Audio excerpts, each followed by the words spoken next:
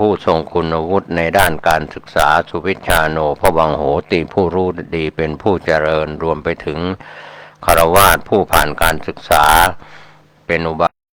กก็ดีเป็นอุบาสิกาก็ตามที่ยอมรับนับถือพระพุทธศาสนา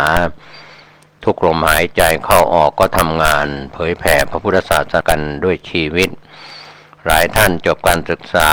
ในทางพระพุทธศาสนาในประเทศไทยและไปต่อในต่างประเทศไม่ว่าจะเป็นโซนของอินเดียหรือต่างประเทศในแถบยุโรปอเมริกาหรือในส่วนใดของโลกของซีกโลกก็ถือว่ามีปริญญาบัตรเป็นปริญญาตรีปริญญาโทเป็นปริญญาเอกก็แล้วแต่ก็เรื่องราวต่างๆเหล่านั้นเราก็ไม่สามารถจะไปกำหนดทิศทางของแต่ละคนแต่ละท่านได้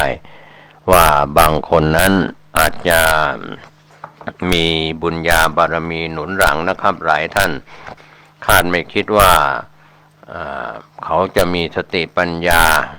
มีบารมี10อย่างมีทานบารมีเป็นต้นจนถึงอุเบกขาบารมีเป็นที่สุด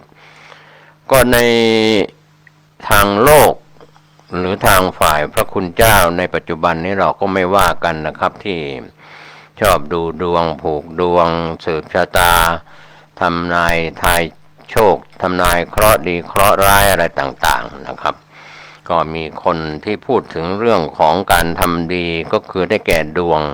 คำว่าดวงก็คือดวงจิตที่เป็นมหากุศลตามหลักของนักอภิธรรมทั้งหลายพูดกันอยู่เสมอว่ามหากุศลจิตก็เรียกว่าเป็นดวงดีดวงร้ายก็เป็นอกุศลจิต12อย่างนี้เป็นต้นเป็นตัวอย่างเส้นทางชีวิตของแต่ละคนแต่ละท่านที่มีอยู่ในปัจจุบันหรือที่ล้มหายตายจากไปแล้วหรือจะเกิดขึ้นมาเป็นทารกชายหญิงในอนาคตก็ตามเส้นทางชีวิตก็จะให้ซื่อหรือตรงเหมือนถนนซุปเปอร์ไฮเวย์ส่องกล้องทางไกลแล้วอาจจะไม่คดไม่เคี้ยวแต่เส้นทางชีวิตของทุกคนนะครับไม่ว่าเป็นใครโดยเฉพาะท่านผู้ชมท่านผู้ฟังทุกท่านในเวลานี้เราก็ต้องยอมรับว่าเส้นทางชีวิตนั้นคดเคี้ยวไปตามธรรมดาเหมือนเราขับรถขึ้นดอยสุเทพหรือไปตามถนนสายต่างๆจะมีเส้นทางที่ไม่คดเคี้ยวเลยก็เป็นบางช่วงบางตอนเท่านั้นส่วนใหญ่ก็จะคดเคี้ยวไปตามไหล่ดอยไหล่เขาไหล่เส้นทางที่มีการส่องกล้องทางไกลของกรมทางหลวงหรือทางหลวงชนบทก็ตามสำหรับในประเทศไทยก็เลยทำให้เห็นการหักเหกราฟชีวิตเส้นทางชีวิตของเราที่เราบอกว่าไปดูดวงความจริงเราก็ดูดวงของเราเองได้ว่าวันนี้เราคิดเป็นบุญเป็นบาปก็เป็นดวงดีดวงร้ายอะไรต่างๆแต่ว่าอันนี้ก็เป็นเรื่องที่เขาทำกันอยู่แล้วนะครับก็ต้องขออภัยไปถึงพระคุณเจ้าตามวัดวารามต่างๆที่ศรัทธาประชาชนเข้าไปทำบุญแล้วก็ชอบถามวันเดือนปีเกิดแล้วก็ผูกดวงดูดวงให้ชงไม่ชงอะไรต่างๆก็คนเราถ้ามีความคิดในเชิงปรมัตถ์มากกว่าบัญญัติก็จะเชื่อมั่นตนเองว่าอัตตาหิอัตโนนาโถตนเป็นที่พึ่งของตนก็เรียกว่าพรหมลิขิตก็คงไม่ได้นะครับเพราะพรหมก็ยังฌานยังเสื่อมแม้จะไปอยู่ถาวรในรูปประพรหมรูปประพรหมก็ตามที่เราศึกษาในเชิงวิชาการทางพระพุทธศาสนาก็จริงแต่ฌานเสื่อมแล้วความชุ่มเย็นของสมาธิของฌานสมาบัติของรูปฌานอรูปฌานนั้นก็ยังฌานเสื่อมก็ยังมาเกิดเป็นมนุษย์และเป็นชาวสวรรค์6ชั้นในการที่มาเกิดเป็นมนุษย์เป็นชาวสวรรค์แล้วอาจจะทำความชั่วที่เป็นบาปทั้งหลายโลภมากราบหายโลภโกรธหลงเกิดขึ้นก็ทำสิ่งที่เป็นทางแห่งบาปก็เรียกว่าอกุศลกรรมบทนะครับกายกรรม3วจีกรรม4มโนกรรม3ทางกรรมที่เป็นฝ่ายบาปทางเป็นฝ่ายบาปก็ไปสู่อบายภูมิทั้ง4มีสัตว์นรกเปรตอสุรกายเดรัจฉานเราก็คงใช้หลักที่เราพูดกันติดปากอยู่เสมอว่าเรามาเป็นผู้เป็นพรหมลิขิตก็คือจิตของเรานี่แหละที่สงบ เป็นคนไม่คดไม่โกงก็ใช้หลักการวิปัสสนาที่ว่ากายเวทนาจิตธรรมเจริญสติอยู่เสมอนี่แหละเป็นคนที่ทำดีดวงดีพรหมลิขิตก็ได้นะครับแล้วแต่เราจะเรียกก็เส้นทางต่างๆที่เรายกกันมาเรื่องของพรหมชาติหมอดูคู่กับหมอเดาก็อาจจะเป็นไปตามโชคชะตาราศีคำว่าพรหมชาติพรหมลิขิตอะไรต่างๆก็ตามอัธยาศัยของแต่ละคนแต่ละท่านก็จงทำดีเพื่อสร้างดวงดีอย่าไปนั่งคอยว่าให้ดวงมันดีโดยเราไม่ได้สร้างความดีจากอดีตชาติจนถึงปัจจุบันชาติดังนั้นความดีที่เราจะทำทุกวันนี้อย่างตัวอย่างการให้ทานเราจะให้วัตถุทานหรือให้ธรรมะทานวิทยาทานผู้คงเกียรติเรียนทั้งหลายในทางพระพุทธศาสนาเป็นนักวิชาการนะครับจบนักธรรมตรีโทเอกธรรมศึกษาตรีโทเอกจบมหาวิทยาลัยสงฆ์นะครับเป็นครูบาอาจารย์ปริญญาตรีโทเอกดุษฎีบัณฑิตต่างๆก็แล้วแต่ก็เรียกว่าอย่าไปคอยเวลาอย่าไปเอาเวลามากำหนดก็ดังบทที่เราเจริญพุทธมนต์ว่าสุนัขขตังสุมังคลังสุปภาตังเป็นต้นก็ถือว่าเลิกดียามดีก็คือดวงดีเมื่อเราทำดีเวลานี้เดี๋ยวนี้ขณะนี้อย่างนี้เป็นต้นในทางตรงกันข้ามเราทำสิ่งที่ไม่ดีผิดต่อศีลธรรมก็จะทำให้ดวงร้ายดวงใช้ศัพท์หยาบๆขออภัยครับดวงซวยอะไรต่างๆก็ไม่มีใครมาดลบันดาลให้เราดีได้ชั่วได้นะครับสุทธิอสุทธิปัจจตังนันโยนยังวิโสทะเยเราจะบริสุทธิ์ได้ก็เพราะศีลเราจะมีโภคทรัพย์ก็เพราะศีลเราจะล่วงพ้นทุกข์ได้ก็เพราะศีลดังนั้นศีลตัวเดียวกันกับสมาธิตัวเดียวกันกับปัญญาหมายความว่าเป็นสหชาตปัจจัยเกิดพร้อมกันแต่ถ้านับเป็นหลักของอภิธรรมก็คนละเจตสิกคนละตัวสติเจตสิกตัวหนึ่งเจตนาตัวหนึ่งเจตนาวิรัตตั้งใจเว้นนะครับรวมไปถึงเอกคตาอะไรต่างๆที่รวมอยู่เป็นมัคคะสมังคีที่เป็นอัญญมัญญปัจจัยหรือเป็นสิ่งที่ประกอบร่วมกันอยู่แต่ดูก็เหมือนว่าเป็นตัวเดียวกันศีลสมาธิปัญญาซึ่งเป็นทางสายเอกดังที่เราพูดถึงกันอยู่เสมอว่าก็เราไปแสวงหาความพ้นทุกข์นอกตัวไปอาบน้ำมนต์หรือไปล้างบาปที่แม่น้ำคงคาหรือแม่น้ำสี่สายในอินเดียหรือในประเทศไทยเราก็ตั้งโอ่งน้ำขันน้ำในพิธีสะเดาะเคราะห์เป็นน้ำพุทธมนต์ก็ดีหรือน้ำเวทมนต์ของในศาสนาพราหมณ์ก็ตามเราก็ถือว่าเป็นเรื่องธรรมดาคนเรานั้นก็ย่อมมีสองชนิดนะครับที่หลวงปู่ครูบาอาจารย์หรือพระกรรมฐานสอนอยู่เสมอว่าสวดมนต์เป็นยาทาภาวนาเป็นยากินนั้นก็หมายถึงว่าการที่เราจะเอาแต่เพียงสวดมนต์อย่างเดียวก็ได้สมาธิแต่ว่ายังไม่ใช่ทางที่เราจะหลุดพ้นจากกองทุกข์ก็คือการเจริญภาวนาต่อไปด้วยบทพุทโธธัมโมสังโฆยุบหนอพองหนอหรือนะมะพะทะสัมมาอรหังก็แล้วแต่หรือรูปนามก็แล้วแต่นะครับวันนี้เราไปแสวงหาความพ้นทุกข์นอกตัวไม่ได้ศึกษาเรื่องของตัวเองกายใจก็เป็นเรื่องที่อาจจะเรียนไม่จบไปศึกษานอกตัวศาสตร์ต่างๆมากมายที่เราศึกษาทั้งภายในประเทศไทยหรือต่างประเทศก็ตามดังนั้นหลายคนก็อาจจะมาตั้งคำถามให้ตนเองอยู่เสมอว่ารู้อะไรไม่สู้รู้วิชาคนเรานั้นบางครั้งศึกษาจบศาสตร์ต่างๆมากมายปริญญาบัตรหลายใบก็เรียกว่าคนเรานั้น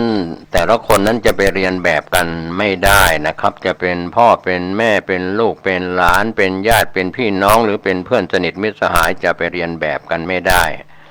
เรามี บล็อกมีแบบของใครของแต่ละคนแต่ละท่าน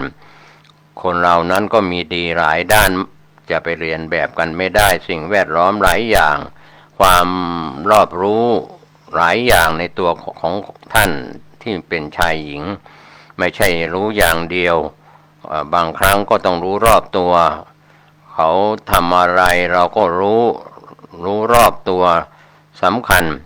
แต่อย่าไปใช้เข้าข่ายว่าความรู้ท่วมหัวเอาตัวไม่รอดรู้อะไรจะเท่าสู้รู้วิชาสุวิชาโนภวังโหติผู้รู้ดีเป็นผู้เจริญข้อนี้เราก็อาจจะถูกนักปราชญ์ราชบัณฑิตเตือนอยู่เสมอว่าความรู้ท่วมหัวเอาตัวไม่รอดนั้นก็เป็นธรรมดาก็เข้าข่ายหัวโตขารีบที่พระเดชพระคุณหลวงปู่โชดกญาณสิทธิปริยนธรรม9ประโยคสอนแนะนำวิปัสสนาว่าความรู้ทางปริยัตินั้นเป็นรากแก้วในทางพระพุทธศาสนาจบพระไตรปิฎกอรรถกถาฎีกาปริยนธรรม9ประโยคจบพุทธศาสตร์บัณฑิตมหาบัณฑิตดุษฎีบัณฑิตอะไรต่างๆท่านก็พูดถึงว่าเป็นความรู้แต่ที่จะเอาตัวรอดได้ก็ต้องลงมือปฏิบัติก็ปริยัติปฏิบัตินั้นถือว่าเป็นตัวศาสนาผลของการศึกษาผลของการปฏิบัติก็เป็นตัวศาสนาก็เลยเข้าข่ายที่ทุกวันในเวลานี้มีวิชาติดตัวมาก็ถือว่าดีแล้วคนเรานั้นมีปัญญาบารมีติดตัวมาตั้งแต่อดีตชาติไม่ใช่เพิ่งมามีวิชาในชาตินี้ความรู้ที่อยู่ในตำรานั้นใครก็ศึกษาได้แต่จะศึกษาเรื่องของตนเองศึกษาตัวเองยังไม่จบยังเอาตัวรอดให้ได้เรียกว่ารู้รักษาตัวรอดเป็นยอดดีคือแต่ละคนนั้นให้ทานก็มีผลของทานรักษาศีลก็มีผลของศีลภาวนาเจริญกรรมฐานก็มีผลของภาวนาอย่างนี้คำว่ารู้รักษาตัวรอดเป็นยอดดีก็หมายความว่าเอาตัวเองพ้นจากทุกข์ด้วยการให้ทานคือความตระหนี่พ้นจากทุกข์ที่เราทำผิดศีลทั้ง5ข้อใดข้อหนึ่งหรือทั้งหมดหรือไม่ได้เจริญภาวนาจิตใจก็ฟุ้งซ่านไม่สงบดังนั้นเราก็มีข้อคิดจากนักปราชญ์ราชบัณฑิตพูดอยู่เสมอว่าจะได้รอดพ้นอันตรายเพราะว่าความไม่รู้คือความมีอวิชชาครอบงำก็จะปรากฏอย่างนี้เป็นต้นเป็นตัวอย่างวิชาจรณสัมปันโนตามหลักการบทพุทธคุณนั้นก็เป็นสิ่งสำคัญนะครับท่านผู้ฟังส่วนใหญ่เราจะไปติดในเรื่องของอดีตในการทั้ง3อดีตที่ผ่านมาหลายท่านชอบคิดชอบเล่าเรื่องอดีตทั้งเรื่องราวที่ดีบ้างไม่ดีบ้างนะครับเรื่องราวอดีตเขียนเป็นนวนิยายหรือเขียนเล่าเป็นประวัติความเป็นอดีตของตนเองให้ลูกหลานหรือญาติพี่น้องเพื่อนฝูงได้รับทราบรับฟังกันก็อาจจะไปติดเรื่องของอดีตมากไปคนผู้ผ่านวัยเรียกว่าอาบน้ำร้อนมาก่อนแต่ว่าความจริงแล้วจะเกิด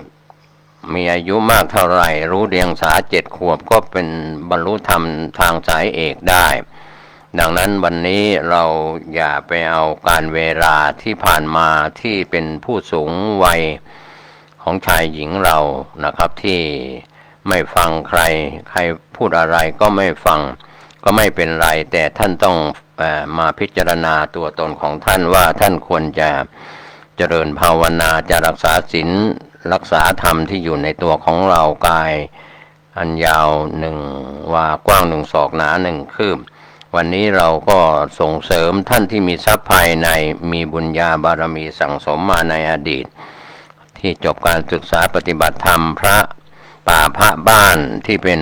ผู้คงแก่เรียนแล้วก็ปฏิบัติบางท่านก็ศึกษาน้อยแต่ปฏิบัติมากบางท่านก็ปฏิบัติมากศึกษาน้อยหรือว่าปฏิบัติมากศึกษามากก็แล้วแต่ครูบาอาจารย์ตามบุญบารมีดังนั้นเราจะไปติดเรื่องของอนาคตอย่าไปคาดหวังสิ่งที่จะเกิดขึ้นในอนาคต ที่จะไปคาดหวังอะไรมากไปก็อาจจะเป็นความหวังที่เป็นอนาคตลมๆแรงๆไม่มีที่สุดจุดหมายปลายทางนะครับเพราะอนาคตเป็นสิ่งที่ไม่แน่นอนวันเดือนปีข้างหน้าชาติหน้าพบหน้าเพราะฉะนั้นชาตินี้พบนี้วันนี้เดือนนี้ปีนี้ชาตินี้เรายังเอาดีไม่ได้เราก็ต้องกลับมาอย่าไปโทษฟ้าดินอย่าไปโทษสิ่งศักดิ์สิทธิ์อย่าไปโทษอะไรต่ออะไรคนอื่นแม้แต่คนในครอบครัวเราก็ไม่ควรจะไปโทษสามีก็ไม่ควรไปโทษภรรยาก็ไม่ควรไปโทษสามีเพื่อนก็ไม่ควรไปโทษเพื่อนว่าเป็นสิ่งที่ทำสิ่งที่เป็นไม่ทำสิ่งที่ดีๆให้เกิดขึ้นความจริงสิ่งที่เป็นมงคลก็เกิดขึ้นกับตัวเราเองในมงคลสูตร38ข้อ38ประการที่เทวดาลงมาถามปัญหาเรื่องว่าอะไรเป็นมงคลกับพระพุทธเจ้าเพราะฉะนั้นสิ่งที่เป็นมงคล38ข้อ38ประการนั้นก็อยู่ในตัวเราของเราทุกคนเราอย่าไปน้อยอกน้อยใจว่าวันนี้เราเป็นคนไม่มีบุญพาไม่มีวาสนาส่งคนเราก็ต้องมาสร้างกันนะครับจะหลุดพ้นจากกองทุกข์ไม่ใช่จะมาหลุดพ้นกันง่ายๆเหมือนคนเราเกิดมาดูตัวอย่างลูกหลานหลายคนเกิดอยู่บนกองเงินกองทองในตระกูลที่มั่งคั่งเป็นตระกูลพระราชามหากษัตริย์ตระกูลเศรษฐีมหาเศรษฐีตระกูลมีอันจะกินแต่บางคนก็เป็นคนทุกข์ยากเข็ญใจเกิดมามีความลำบากแต่สิ่งที่เราเรียกกันว่าประโยชน์ในปัจจุบันนั้นก็คืออุอากาสะลุกขึ้นทำการงานอย่าเกียจคร้านคบคนดีก็ถือว่าเป็นเรื่องสำคัญวันนี้เราคบคนไม่ดูหน้าก็อาจจะเป็นอันตรายว่าเขาเป็นคนดีหรือว่าคนพาลราชนคนชั่วหรือว่าคนดีอย่างไรซื้อเสื้อผ้าให้ดูเนื้อก็เหมือนกันนะครับก็เป็นโบราณสอนไว้ก็เรื่องของโบราณก็ไม่บานบุรีไปทุกเรื่องนะครับบางอย่างพ่อแม่ปู่ย่าตายายพ่ออุ้ยแม่อุ้ยคนสูงอายุลุงป้าน้าอาที่มีชีวิตอยู่เตือนเราสอนเราว่าคบคนให้ดูหน้าตาของเขาจะเป็นบัณฑิตหรือว่าเป็นภารชนคนชั่วไม่ใช่ว่าสักว่าเป็นคนชายหญิงแล้วก็คบไปเรื่อยบางครั้งก็แทนที่จะได้สิ่งที่เป็นมิ่งมงคลเกิดขึ้นใน38ข้อ38ประการที่พุทธองค์ทรงตรัสตอบเทวดาที่มาทูลถามในมงคลสูตรเพราะฉะนั้นวันนี้เราอย่าไปแสวงหาเรียกว่าไปแสวงหามงคลตื่นข่าวนอกพุทธศาสนาเพราะฉะนั้นเรามีดีอยู่แล้วไตรสรณคมทั้ง3พุทธังสรณังคัจฉามิธัมมังสรณังคัจฉามิสังฆังสรณังคัจฉามิถ้าเรายึดในคุณพระศรีรัตนตรัยเราก็อยู่รอดปลอดภัยอันตรายที่จะเกิดขึ้นก็ไม่เกิดขึ้นเพราะว่าด้วยอำนาจคุณพระศรีรัตนตรัยเหมือนหลายคนหลายท่านที่เล่าให้ผู้ดำเนินรายการฟังหรือเล่าต่อๆกันมาว่ายามออกศึกไปรบจะภายในประเทศหรือต่างประเทศก็ตามหลายท่านเป็นทหารหาญกล้าไม่มีพระบูชาไม่มีของดีติดตัวก็นำชายเสื้อชายผ้าสิ้นของแม่ผู้บังเกิดเกล้าติดตัวไปลำลึกนึกถึงคุณบิดามารดาคุณครูบาอาจารย์ก็แคล้วคลาดรอดปลอดภัยจากอันตรายได้วันนี้ที่เราต้องตั้งนะโม3จบแล้วก็สรรเสริญพุทธคุณธรรมคุณสังฆคุณนั้นเป็นสิ่งที่เป็นมิ่งมงคลแคล้วคลาดปลอดภัยจากอันตรายทั้งหลายด้วยการแสดงออกคนเราแสดงออกด้วยอภิวาทนาสีริสนิจังการที่เรามีอปัจจายนะอ่อนน้อมถ่อมตนมีความแสดงออกด้วยความจริงใจนะครับเคารพพระพุทธพระธรรมพระสงฆ์เคารพในพระสงฆ์องค์เจ้าตามวัดวาอารามต่างๆผู้ทรงศีลทรงธรรมเคารพผู้เป็นฆราวาสด้วยกันนะครับมีคุณศีลคุณธรรมก็ยกย่องเชิดชูสรรเสริญกันก็อาจจะมองไปถึงในพิธีกรหรือพิธีกรรมหรือปูจานทั้งหลายยามที่สิ้นชีวิต เขาก็จะไปสรรเสริญไปหาแต่ข้อมูลความดีส่วนใหญ่ก็จะไม่กล่าวอ้างว่าคนผู้วายชนเหล่านี้ได้ทำความชั่วอะไรมาเพราะว่าผู้เป็นพิธีกรหรือศาสนพิธีในงานสำคัญนั้นก็เพียงศึกษาประวัติว่าคนที่วายชนไปนั้นทำความดีอะไรแล้วก็นำมาสรรเสริญกันแต่สิ่งที่เขาทำผิดทั้งกฎหมายและศีลธรรมหรือทำช่อราชบังหลวงอะไรต่างๆก็อาจจะรู้ก็ไม่ได้นำมาสรรเสริญต่อหน้าญาติพี่น้องของผู้วายชนก็ถือว่าสร้างบุญให้กับคนที่อยู่เบื้องหลังนะครับเรียกว่าบุญเป็นปัจจัยให้เกิดบุญหมายความว่าถ้าเราไปขุดคุยเรื่องสิ่งที่ไม่ดีไม่งามของคนที่วายชนไปแล้วก็อาจจะทำให้ลูกหลานญาติมิตรหรือเพื่อนสนิทมิตรสหายที่ไปร่วมงานเศร้าหมองใจแต่ก็ได้ธรรมสังเวชจากการกล่าวถึงจากพิธีกรในงานหรือปู่จารย์ในงานได้เรียกว่ากล่าวเวรตาลต่างๆก็ถือว่าเป็นการสร้างบุญสร้างกุศลจิตใจของคนที่ญาติพี่น้องที่มีญาติพี่น้องล้มหายตายจากไปแล้วหรือเพื่อนสนิทมิตรสหายตายจากไปร่วมงานศพก็จะได้คลายจากความเศร้าหมองใจแล้วก็ไปร่วมงานพระราชทานเพลิงศพงานชาปนกิจศพก็แล้วแต่ทำให้เรียกว่าในอารามณปัจจัยก็เปลี่ยนอารมณ์จากจิตใจที่เศร้าหมองขุ่นมัวก็พิธีกรหรือปู่จารย์ก็เปลี่ยนอารมณ์ให้เขาได้คลายความเศร้าโศกเสียใจเป็นธรรมดาของการเกิดแก่เจ็บตายของสังขารตามคำสอนในทางพระพุทธศาสนาอยู่แล้ว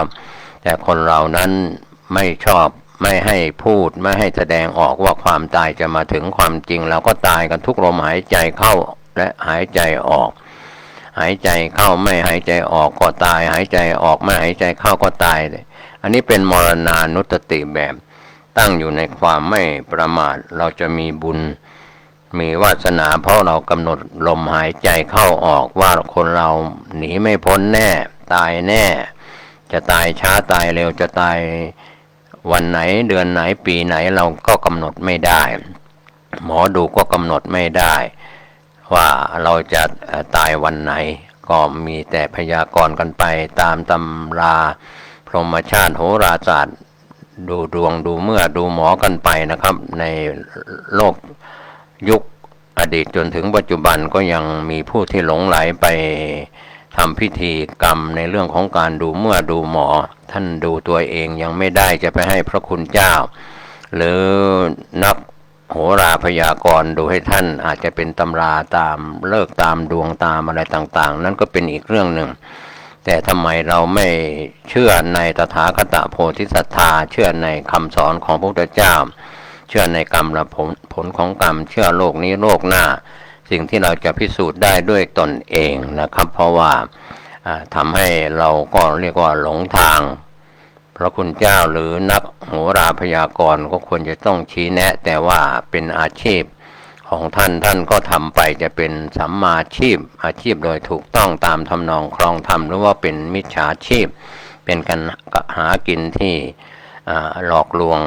คนดังสมัยพุทธกาลพระวังคีสะนั้นท่านสำเร็จเป็นพระอรหันต์แต่ว่าเอากะโหลกของพระอรหันต์ไปให้นักพยากรณ์ทั้งหลายก็พยากรณ์ไม่ได้ว่าท่านไปเกิดที่ไหนเพราะท่านมีจุดจบแล้วสิ้นจากอาสวะกิเลสแล้วถ้านักพยากรณ์ดูพยากรณ์แม่นก็รู้ว่าวันเกิดวันแก่เจ็บตายของท่านได้แต่ว่าไปดูตามตำราเรื่องของชื่อวัดชื่อวาชื่ออะไรต่างๆก็ตั้งกันไปตามชื่อดีแต่ทำชั่วก็มันก็ไม่เข้าข่ายที่เป็นสิ่งที่เป็นมิ่งมงคลชื่อนั้นสำคัญชะไหนตามที่เราได้เคยอ่านกันในหนังสือพิมพ์ไทยรัฐก็มีการเปลี่ยนชื่อตั้งชื่อกันเป็นร้อยชื่อพันชื่อก็ยังเป็นคนดีไม่ได้เพราะว่าความดีไม่ได้เกิดจากชื่อที่พ่อแม่ตั้งให้หรือตระกูลตั้งให้ก็แล้วแต่วันนี้เราจะมีบุญ ก็ต่อเมื่อเราให้ทานรักษาศีลเจริญภาวนาเราจะมีวาสนาดีก็ต่อเมื่อเราให้ทานรักษาศีลเจริญภาวนาก็อย่าไปรอวาสนาอย่าไปรอดวงอย่าไปรอใครต่อใครสิ่งศักดิ์สิทธิ์ทั้งหลายที่เราไปแสวงหากันโชคลาภทุกวันหวยออกก็ไปหาเลขกันตามวัดตามสถานที่ต่างๆที่จะเป็น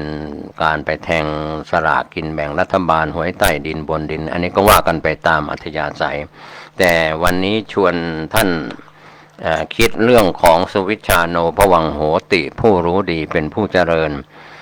เชิญชวนท่านคิดว่าเราจะรู้ดีเรื่องการให้ทานเราจะรู้ดีเรื่องของการรักษาศีลเราจะรู้ดีเรื่องของการเจริญภาวนากรรมฐานท่านก็จะพ้นจากความทุกข์กายทุกข์ใจดวงดีวันนี้แน่นอนเมื่อเราให้ทานรักษาศีลเจริญภาวนาขอทุกท่านนะครับที่เราได้ร่วมกันคิดผมเกษตรเพชรสำริดวิทยากรชวนท่านคิดวันละเล็กวันละน้อยก็หวังว่าในเวลาที่มีอยู่จะเป็นฤกษ์ดียามดีด้วยการสร้างความดีทุกรูปทุกนามสวัสดีครับสวัสดีครับท่านผู้ฟังที่เคารพธรรมสาระวันนี้ผมเกษตรเพชรสำริดดำเนินรายการก็ชวนท่านคุยเรื่องราวต่างๆที่น่าสนใจช่วงนี้ก็มาคิดถึงหลักธรรมที่เป็นคำสอนสำคัญที่เราได้เคยศึกษากันมาแล้วเรื่องของทศพิธราชธรรมก็เป็นการยกย่องเชิดชูสถาบันพระมหากษัตริย์ซึ่งองค์สมเด็จพระบาทสมเด็จพระเจ้าอยู่หัวรัชกาลที่9ที่พระองค์ทรงได้ประพฤติปฏิบัติพระราชธรรม10ประการรวมถึงรัชกาลที่10องค์ปัจจุบันเช่นเดียวกันนะครับพระราชธรรม10ประการที่เราได้เห็นได้รู้หลายท่านก็คงเข้าใจข้อแรกก็คือการให้ทานของพระองค์ท่านนั้นไม่หวังผลตอบแทนไม่หวังผลประโยชน์ข้อที่2การรักษาศีลสำรวมในศีลข้อที่3การบริจาควัตถุสิ่งของแล้วก็ให้ความรู้เป็นทานธรรมะเป็นทานอาชวะพระองค์ทรงมีความซื่อตรงซื่อสัตย์มัทวะพระองค์ทรงมีความอ่อนโยนตบะคือความภาคเพียรอโกรธะไม่โกรธอวิหิงสามีความกรุณาช่วยเหลือพระสงฆ์นิกรขันติคือความอดทนอดกลั้นอวิโรธนะความยึดมั่นในประเพณีนี่ก็เป็นหลักทศพิธราชธรรมที่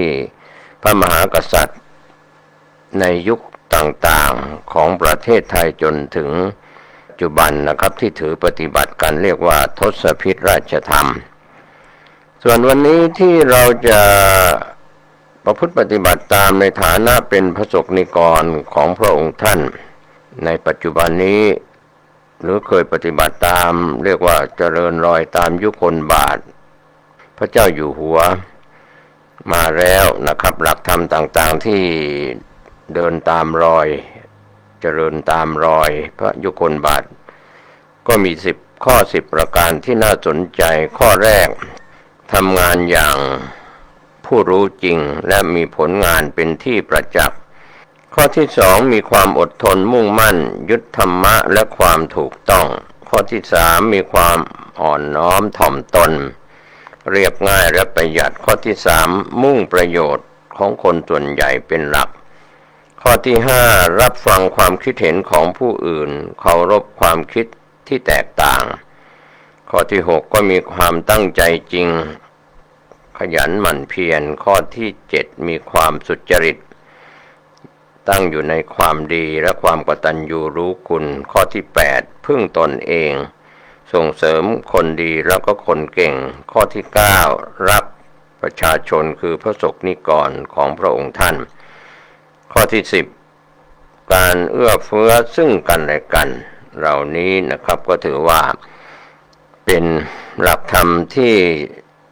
เจริญตามรอยพระยุคลบาทของพระองค์ท่านพระมหากษัตริย์ จากยุคอดีตจนถึงองค์ปัจจุบัน10ประการความรู้ดีรู้จริงก็เข้าข่ายสุวิชชาโนภวังโหติผู้รู้ดีเป็นผู้เจริญความอดทนความอดกลั้นก็ยังเราจะต้องปฏิบัติตามรอยพระยุคลบาทของพระองค์ท่านถือว่าความอดทนมีความสำคัญนะครับนอกจากนั้นความอ่อนน้อมถ่อมตนเรียบง่ายแล้วก็ประหยัดอันนี้ก็เป็นแบบของพระองค์ท่านที่พระมหากษัตริย์ได้ถือปฏิบัติเรื่องของการแสดงความอ่อนน้อมถ่อมตนกิริยามารยาทนะครับโดยเฉพาะพระสงฆ์นิกรได้ถือเป็นแบบอย่างดังที่เราได้เคยศึกษาธรรมะกันอยู่เสมอว่าสำเนียงส่อภาษากิริยาส่อสำเนียงนั้นก็เป็นการส่อภาษาว่าเป็นคนไทยภาคเหนือล้านนาภาคเหนือตอนล่างภาคอีสานภาคตะวันตกตะวันออกหรือภาคใต้อันนี้เป็นสำเนียงของคนแต่ละภาคแต่ละจังหวัดอาจจะไม่เหมือนกันหรือสำเนียงของคนต่างชาติต่างประเทศลาวพม่าจีนแผ่นดินใหญ่หรือกัมพูชาเวียดนามในโซนติดกับประเทศไทยหรือในต่างประเทศไม่ว่าจะเป็นมาเลเซียสิงคโปร์หรือโซนยุโรปอเมริกาแอฟริกานะครับโซนเอเชียอีกหลายประเทศที่มีสำเนียงก็เป็นสำเนียงที่ติดมาแต่เกิดส่วนกิริยามารยาทนั้นก็เป็นวัฒนธรรมเขาบอกว่าวัฒนธรรมของไทยความเป็นไทยที่ปรากฏก็คือธรรมเนียมการกราบการไหว้10 นิ้วพนมมือการไหว้การแสดงออกการกราบนี่ก็เป็นเครื่องบ่งบอกนะครับโดยเฉพาะ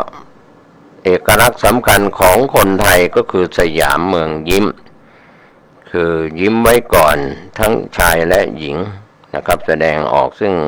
เป็นมิตรสัมพันธ์กับแขกผู้มาเยือนครอบครัวของเราหน่วยงานของเราประเทศชาติของเราดังนั้นสยามเมืองยิ้มก็เป็นจุดขายที่จะต้อนรับนักท่องเที่ยวที่เดินทางมาจากต่างแดนต่างประเทศวันนี้สำเนียงของคนไทยก็ยังอ่อนน้อมด้วยรอยยิ้มทั้งชายและหญิงนะครับของความเป็นมารยาทไทยวัฒนธรรมไทยสกุลไทยก็เป็นเครื่องบ่งบอกแต่ถ้าแตกต่างไปกิริยามารยาทแข็งกระด้างมือไม้แข็งอาจจะไม่ใช่เชื้อชาติไทยเป็นเชื้อชาติอื่นที่เขาแสดงความอ่อนน้อมไม่เป็นนะครับก็อาจจะแค่จับมือกันโอบกอดกันอันนี้ก็เป็นวัฒนธรรมของชาติอื่นๆที่ไม่ค่อยจะมีในชาติไทยลูกหลานคนไทยที่เติบโตมาก็แค่การไหว้การแสดงความเคารพการกราบหรือในส่วนของการแสดงออกด้วยรอยยิ้มที่เป็นมิตรกับผู้ที่เป็นเพื่อนบ้านก็ดีหรือเป็นมิตรกับแขกที่มาเยือนดังนั้นธุรกิจท่องเที่ยวในประเทศไทยจึงเป็นจุดขายหรือจุดดึงดูดนักท่องเที่ยวชาวต่างชาติเรื่องของวัฒนธรรมไทยประเพณีไทยเอกลักษณ์ของไทยก็ถือว่าประเทศไทยในปัจจุบันเรามีกระทรวงวัฒนธรรมที่จะต้องฟูมฟักเรื่องของรอยยิ้มวัฒนธรรมการแต่งกายของความเป็นไทยชุดไทยหรือแม้แต่นางงามที่ไปประกวดในนานาชาติในระดับโลกระดับเอเชียหรือระดับไหนก็ตามก็ยังมีวัฒนธรรมของไทยโดยชุดแต่งกายแบบไทยดังนั้นวันนี้เราก็คงจะต้องส่งเสริมโดยเฉพาะพ่อแม่อบรมลูกหลานปัจจุบันนั้นไปนำเรื่องของวัฒนธรรมตะวันตกนุ่งน้อยห่มน้อยกันมาใช้เสียเป็นส่วนใหญ่ลูกหลานทั้งชายและหญิงก็อาจจะเป็นค่านิยมแฟชั่นที่เป็นความเห่อเหิมกันไปตามว่าเป็นนักเรียนนอกจบจากต่างประเทศมาก็เอาวัฒนธรรมของฝรั่งชาวตะวันตกมา แต่ก็อย่าลืมวัฒนธรรมไทยความเป็นคนไทยลูกหลานไทยหลายท่านอาจจะไปหนีร้อนไปพึ่งเย็นในต่างประเทศแต่ก็ยังไม่ลืมคำว่าวัฒนธรรมไทยประเพณีไทยโดยเฉพาะคนไทยกับการนับถือพระพุทธศาสนาไปต่างแดนก็มีวัดไทยในต่างแดนมีพระคุณเจ้าไปอยู่ในต่างแดนวัดไทยในต่างแดนก็กระจายกระจายไปทั่วโลกทุกทวีปทุกใน209ประเทศนี้ก็มีมากทีเดียวเพราะฉะนั้นพระธรรมทูตจากไทยหรือจากประเทศอื่นๆที่ก็มีธรรมทูตไปเผยแผ่พระพุทธศาสนาไม่ว่าจะไทยพม่าลังกาลาวอินเดียในส่วนของลังกาหรือในโซนอื่นๆเกาหลีหรือจีนแผ่นดินใหญ่อะไรก็แล้วแต่ทั้งฝ่ายเถรวาทและมหายานดังนั้นองค์การพุทธศาสนาของโลกจึงกระจายไปในหลายประเทศที่เราก็ถือว่าเป็นที่ยอมรับแต่ละประเทศที่ยอมรับนับถือพระพุทธศาสนานั้นก็มีหลักธรรมที่นำไปใช้ในคำสอน 84,000 พระธรรมขันธ์นะครับโดยเฉพาะการเข้าถึงไตรสรณคมมีพระพุทธเจ้าเป็นที่พึ่งที่ระลึกมีพระธรรมเจ้าเป็นที่พึ่งที่ระลึกมีพระสังฆเจ้าเป็นที่พึ่งที่ระลึกนะครับเรียกว่าไตรสรณคมการแสดงตนเป็นพุทธมามกะก็การเข้าถึงพระพุทธพระธรรมพระสงฆ์เป็นที่พึ่งที่ระลึกนี่แหละครับท่านผู้ฟังก็ถือว่าเป็นหัวใจสำคัญในความเป็นชาวพุทธจะโดยมีบัตรหรือไม่มีบัตรแต่ว่าโดยชาวพุทธโดยสัมมโนครัวอย่างไทยเราก็อาจจะ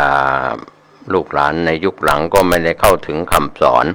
อบรมสั่งสอนให้เข้าใจโดยเฉพาะพ่อแม่ที่เป็นพี่น้องชาวพุทธนั้นมีส่วนสำคัญวันนี้ถ้าท่านละเลยคิดว่าเขาเรียนสูงศึกษาสูงจบปริญญาตรีปริญญาโทปริญญาเอกแล้วเขาก็รู้ส่วนที่เขาจบการศึกษาแต่เรื่องของวัฒนธรรมประเพณีของไทยก็โดยเฉพาะก็กราบนมัสการพระคุณเจ้าตามวัดวารามต่างๆที่เป็นพระอุปชฌาย์อาจารย์อุเทศาจารย์นิสยาจารย์เป็นอาจารย์ผู้สอนผู้สั่งผู้สอนสาวกสังโฆเป็นผู้พระสงฆ์ที่ปฏิบัติดีปฏิบัติชอบสอนสั่งผู้ที่เข้าไปสู่วัดวาอารามหรือท่านจรถะเดินทางออกไปประกาศพระศาสนาในต่างถิ่นต่างที่ออกไปนะครับการที่เราเห็นภาพที่ดีๆที่ยังปรากฏอยู่ก็คือเรื่องของการกล่าวสัมโมทนียกถามีประธานสงฆ์หรือพระเถรานุเถระรูปใดเป็นในงานต่างๆก็จะมีการกล่าวสัมโมทนียกถาก่อนที่จะยถาสัพพีก่อนที่จะพระคุณเจ้าจะให้พรและศรัทธาประชาชนชาวพุทธก็จะรับพรก็ขอให้ประธานสงฆ์หรือพระเถรานุเถระที่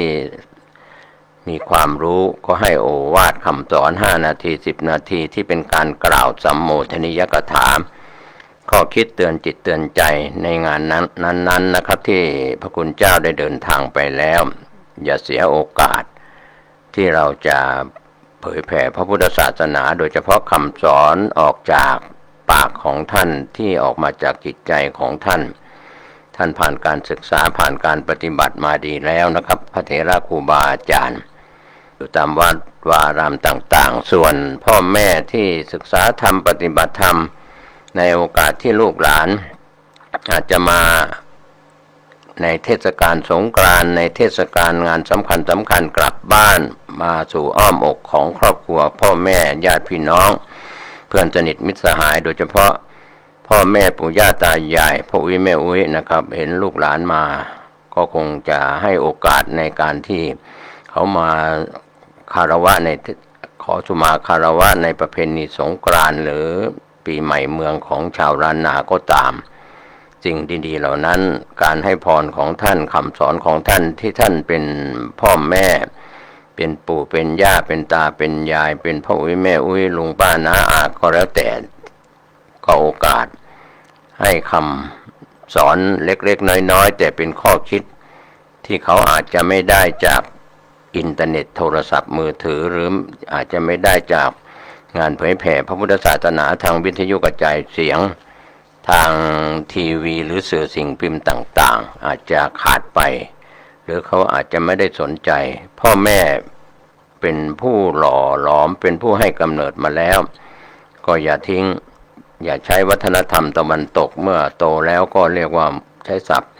แบบชาวบ้านว่าปัดก้นพ้นโตแล้วเป็นหนุ่มเป็นสาวแล้วรู้เดียงสาแล้วเขาไม่ต้องไปอบรมไปสั่งสอนไม่แนะนำอะไรที่ควรไม่ควรเรื่องสำเนียงสอภาษากิริยาสอสกุลสำคัญนะครับเรื่องของลูกหลานเราในปัจจุบันอาจจะมือไม้แข็งเจอผู้ใหญ่ก็ไม่อ่อนน้อมไม่แสดงความเคารพไม่ไหว้ไม่แสดง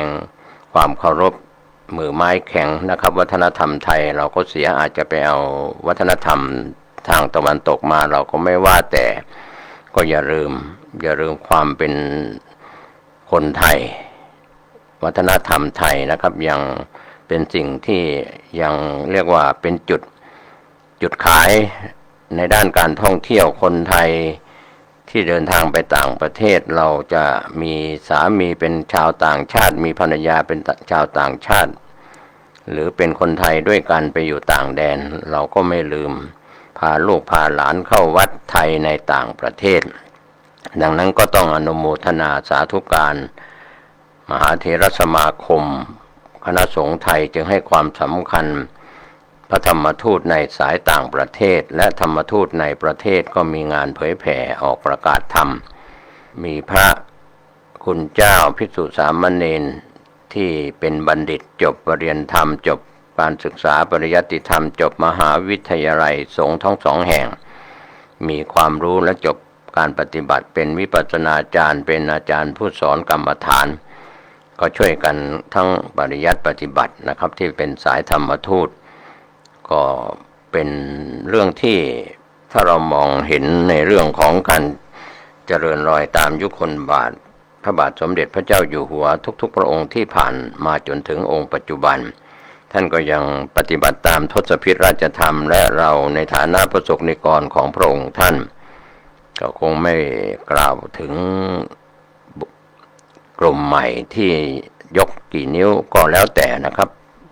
ก็ถือว่าเป็นเรื่องของความคิดในระบอบประชาธิปไตยแสดงออกตามระบอบประชาธิปไตยท่านจะเชื่อคนไทยที่เป็นพ่อแม่หรือจะเชื่อคนต่างประเทศหรือคนไทยที่ไปอยู่ต่างแดนก็แล้วแต่ที่วิดีโอคอลกันเข้ามาก็เราก็ต้องใช้วิจารณญาณในการรับข้อมูลนะครับไม่แบ่งพรรคแบ่งสีแบ่งฝ่ายก็เป็นเรื่องสำคัญก็เรื่องของความอ่อนน้อมยังไม่พอนะครับยังเราเจริญรอยตามยุคลบาทของพระมหากษัตริย์พระมหากษัตริย์นั้นมุ่งประโยชน์ของคนส่วนใหญ่ก็คือพระสงฆ์นิกรเป็นส่วนใหญ่ที่เสด็จไปในพื้นที่ต่างๆของประเทศไทยแล้วก็ไปเสด็จไปยังต่างประเทศก็ถือว่านำแบบอย่างที่ดีมาปรับใช้ในประเทศไทย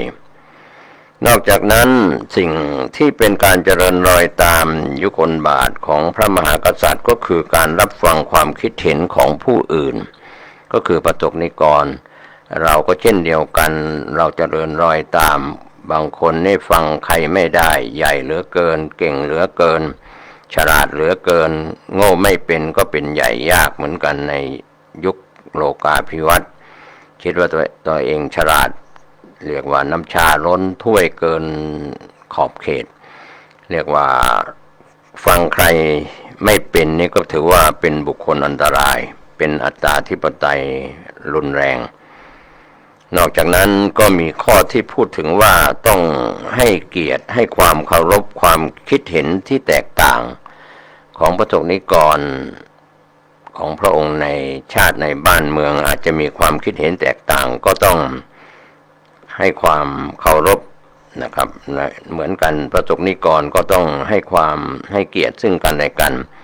ถ้าแบ่งพรรคแบ่งสีแบ่งฝ่ายก็วุ่นวายกันไม่จบไม่สิ้นจากยุคอดีตจนถึงปัจจุบัน นอกจากนั้นยังเจริญรอยตามพระมหากษัตริย์ในเรื่องของความตั้งใจจริงความขยันหมั่นเพียรเรียกว่าเป็นตัวอย่าง และในข้อสำคัญก็คือมีสัจจวาจามีสุจริตแล้วก็มีความกตัญญูรู้คุณและตอบแทนคุณอันนี้ก็เป็นสาระสำคัญเรื่องของขาดความกตัญญูความจริงธรรมะ 84,000 พระธรรมขันธ์นำมาเพียงข้อใดข้อหนึ่งโดยเฉพาะแค่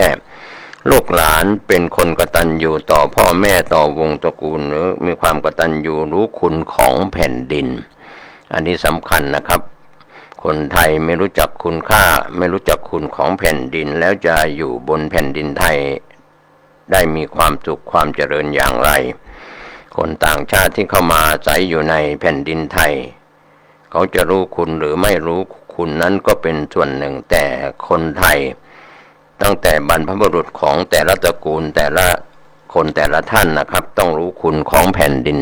อาศัยทำมาหากินทำเกษตรกรรมชาวไร่ชาวนาชาวสวนหรือที่อยู่อาศัยจะอยู่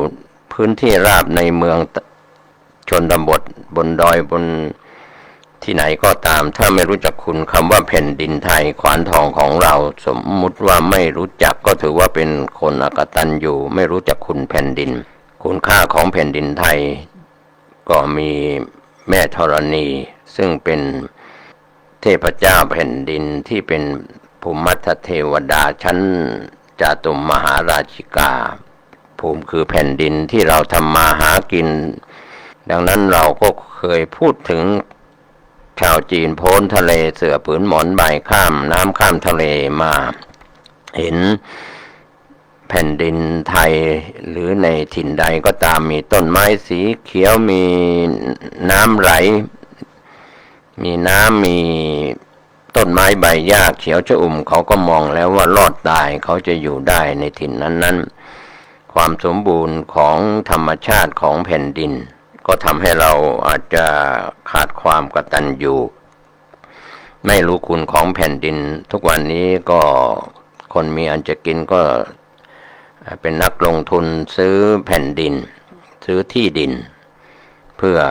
เก็งกำไรหรือไว้ทำโรงงานทำกิจการอะไรต่างๆมากมายแต่ท่านก็ต้องรู้คุณของแผ่นดิน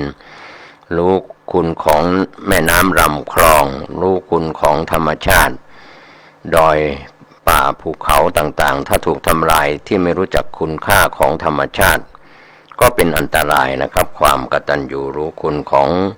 สิ่งที่เป็นธรรมชาติรอบตัวเราก็เรียกว่าแท่งปูนเกิดขึ้นไปทำลายต้นไม้ใบหญ้าสีเขียวพื้นที่สีเขียวก็หายไปดังนั้นสิ่งที่เป็นธรรมชาตินั้นจะคอยโอบอุ้มเราแต่ถ้าเราทำลายดินน้ำลมไฟต้นไม้ใบหญ้าทำลายธรรมชาติก็ไม่รู้คุณไม่ตอบแทนแผ่นดินก็อาจจะเป็นอันตรายในเรื่องของอากาศร้อนดินฟ้าอากาศฝนตกต้องไม่ตามฤดูกาลและข้อสำคัญที่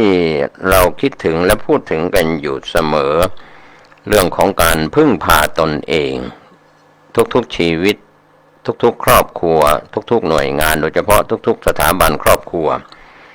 จะทำอย่างไรที่จะพึ่งพาตนเองได้ก็เจริญรอยตามยุคลบาทในข้อเรียกว่าเศรษฐกิจพอเพียงที่พระองค์ท่านได้เคยพร่ำสอนให้เรียกว่าบรมราโชวาทสอนสั่งสอนประชาชนให้คำว่าเศรษฐกิจพอเพียงก็คือพึ่งพาตนเองได้ส่งเสริมให้คนเหล่านั้นเป็นคนดีคนเก่งสามารถเอาตัวรอดได้เราก็เจริญรอยตามที่ว่าเป็นคนดีสีสังคมของชาติของแผ่นดินจึงมีวันพ่อแห่งชาติวันแม่แห่งชาติเป็นตัวอย่างนอกจากนั้นก็มีคนดีสีสังคมที่เราได้ถูกเทิดทูนยกย่องว่าวันพ่อเป็นพ่อดีเด่นวันแม่เป็นแม่ดีเด่นอย่างนี้เป็นตัวอย่างก็ถือว่าเป็นคนดีของสถาบันครอบครัวทำตัวอย่างให้ลูกหลานส่งเสริมลูกหลานได้ดิบได้ดีนะครับแต่ข้อที่9นี่ก็เป็นส่วนที่พระองค์ท่านพระมหากษัตริย์ท่านจะต้องก้มลงมา มองพระสงฆ์นิกรมองพระสงฆ์นิกรของพระองค์ท่านรักประชาชนไม่ใช่รักธรรมดานะครับเสด็จเยี่ยมเยียนพระสงฆ์นิกรประชาชนในภูมิภาคต่าง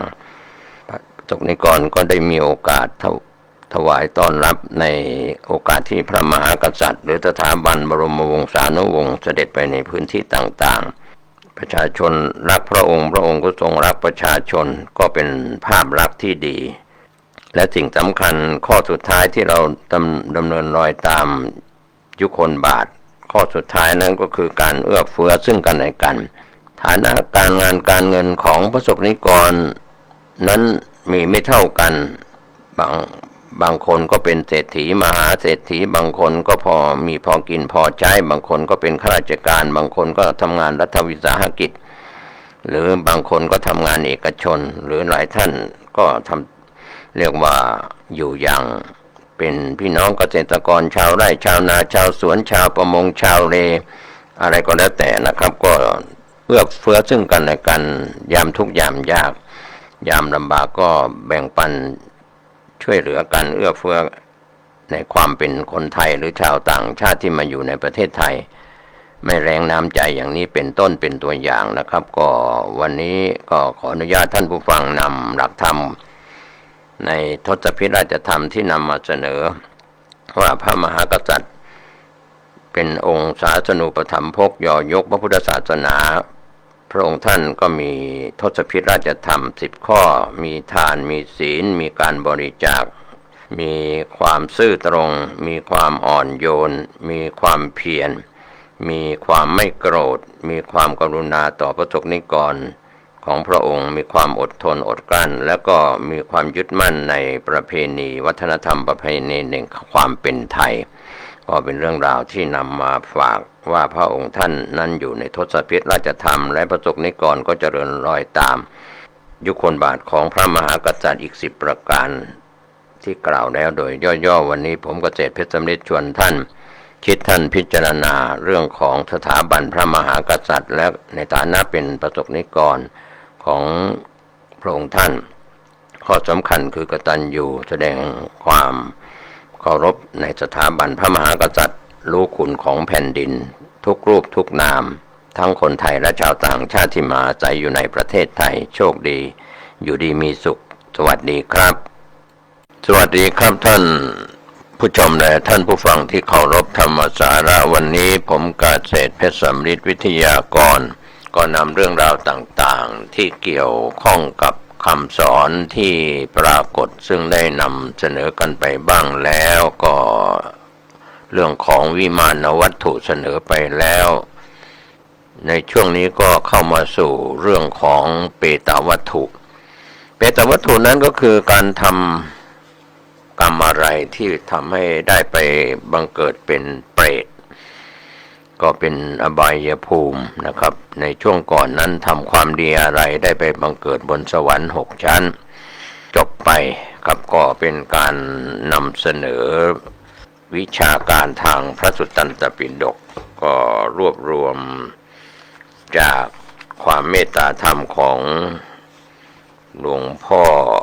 ซึ่งมีคุณธรรมมีเมตตาธรรมต้องการให้พระสุตตันตปิฎกนั้นกระจายไปถึงท่านผู้ชมท่านผู้ฟังก็คือหลวงพ่อพระจุมพลพระปัญโยท่านไม่ได้เอ่ยถึงสถานที่ท่านอยู่จำวัดอะไรที่ไหนอย่างไรแต่ท่านก็ไม่สงวนลิขสิทธิ์ในการนำเสนอวิมานวัตถุก็ไม่สงวนลิขสิทธิ์มาถึงเปตวัตถุก็ไม่สงวนลิขสิทธิ์นะครับท่านได้ที่จะนำไปช่วยกันเผยแผ่ว่าใครทำความชั่วอะไรแล้วได้ไปบังเกิดเป็นเปรตในอบายภูมิทั้ง4หนึ่งในนั้นก็คือเปรตนินสัตว์นรกเปรตอสุรกายสัตว์เดรัจฉานในนิกาย5 นิกายที่ปรากฏอยู่ในพระสุตตันตปิฎกนั้นก็มีทีฆนิกายมัชฌิมนิกายสังยุตตนิกายอังคุตรนิกายแล้วก็คุตตกนิกายก็เราคงจะได้ศึกษาและทำความเข้าใจในช่วง คราวที่ผ่านมาผู้ดำเนินรายการผมเกษตรเพชรสำริดก็ได้ถ่ายทอดตัวเอกสารตัวหนังสือมาเป็นเสียงเท่านั้นนะครับที่เราได้นำถ่ายทอดเสียงไปในเรื่องของเอกสารทางวิชาการวันนี้จะเข้าประเด็นแรกนะครับก็เรียกว่าเขตตูปมาเปตาวัตถุที่หนึ่งก็เป็นเรื่องราวในสมัยพุทธกาลที่องค์สมเด็จพระสัมมาสัมพุทธเจ้าประทับอยู่ที่เวรุวันมหาวิหารใกล้กรุงราชคฤห์พระพุทธองค์ทรงปรารภเปรตที่เคยเป็นบุตรเศรษฐีคนหนึ่งก็ตรัสเรื่องนี้ว่าในกรุงราชคฤห์นั้นมีเศรษฐีคนหนึ่งเป็นคนมั่งคั่งมีทรัพย์มากมีโภคะมากก็มีเครื่องอุปกรณ์แห่งทรัพย์เป็นที่น่าปลื้มใจอย่างมากมายก็เรียกว่าสั่งสมทรัพย์ไว้เป็นจำนวนหลายโกฏนะครับอินเดียโบราณคนมีเป็นเศรษฐีนับเป็นโกฏก็มีบุตรคนเดียวนะครับเศรษฐีผู้นี้เป็นเศรษฐีที่มีบุตรคนเดียวเป็นที่น่ารักน่าชอบใจบุตรนั้นก็รู้เดียงสาพ่อแม่จึงพากันคิดอย่างนี้ว่าแม้ต่อไปในเวลาข้างหน้าเมื่อบุตรของเราจะจ่ายทรัพย์ให้สิ้นเปลืองไปวันละ1,000ทุกวันสิ้นเวลาถึง100 ปีทรัพย์ที่เราสั่งสมไว้นี้ก็ไม่หมดไม่สิ้นไปจะเป็นประโยชน์อะไรด้วยการที่จะให้บุตรนี้ลำบากในการต้องไปศึกษาศิลปะวิทยาการต่างๆก็ขอให้บุตรนี้จงมีความไม่ลำบากกายและลำบากใจบริโภคโภคสมบัติตามสบายเถิดจึงไม่ให้บุตรไปศึกษาศิลปะวิทยาบุตรของเศรษฐีนี้เจริญวัยแล้วพ่อแม่ก็ได้นำหญิงสาวแรกรุ่นผู้สมบูรณ์ด้วยสกุลเป็นสาวแล้วงดงามเรียกว่าทั้งรูปสวยทั้งสาวก็เขาจึงเป็นผู้เอิบอิ่มด้วยกามคุณขออภัยกามคุณเขาก็พิรมกับหญิงสาวนะครับที่พ่อแม่หามาให้ไม่ให้เกิดแม้ความที่จะคิดถึงธรรมะคำสอนในทางพระพุทธศาสนาไม่มีความเอื้อเฟื้อในสมณพราหมณ์และคนที่ควรจะเคารพที่เขาห้อมล้อมคนมีอันจะกินอาจจะเป็นเศรษฐีลูกหลานเศรษฐีหลงลืมตัวบริวารก็อาจจะมีนักเลงหลังจากมีความกำหนัดยินดีติดอยู่ในเรื่องของกามคุณเพราะว่าตนเองเป็นคนมีอันจะกินก็ทำให้มืดมนไปด้วยความลุ่มหลงเวลาผ่านไปอย่าง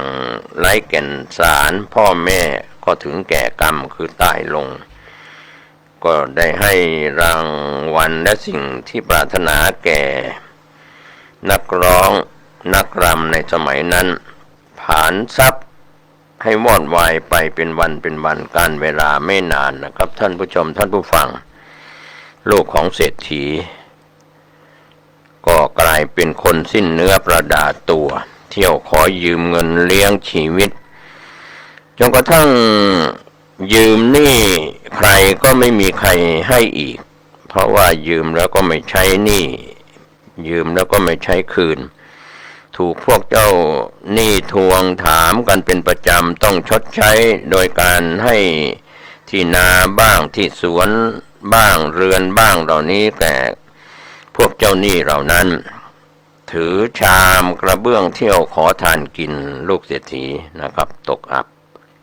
พักอยู่ที่ศาลาคนอนาถาในเมืองในสมัยนั้นอยู่มาวันหนึ่งพวกโจรมาประชุมกันที่ศาลาที่พักของลูกเศรษฐีตกอับเมื่อเห็นอย่างนี้โจรก็กล่าวว่าผู้เจริญท่านมีประโยชน์อะไรด้วยการเป็นอยู่อย่างลำบากอย่างนี้โจรทักลูกชายเศรษฐีว่าท่านยังเป็นหนุ่ม